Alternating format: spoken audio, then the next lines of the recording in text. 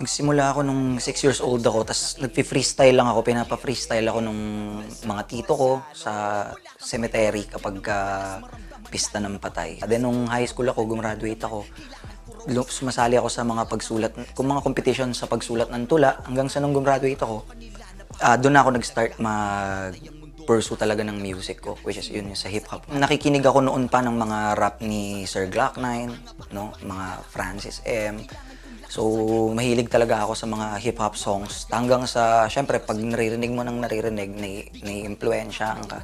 Hanggang sa minahal ko na yung culture. Yung journey kasi, naging journey ko kasi hindi rin siya naging madali. Pero siguro masasabi kong nasa tagal din talaga. May experience mo yung mga, syempre magkakamali ka, yung tamang delivery mo. Tapos eventually, yun, madidevelop mo na lang siya sa pagtagal ng panahon. Pag umaga, tingin ako sa salamin, siyempre, hilamos, ganyan. Tapos doon, magra-rap-rap lang ako doon, magpapatugtog ako, tapos sasabayan ko, tapos magpa-practice.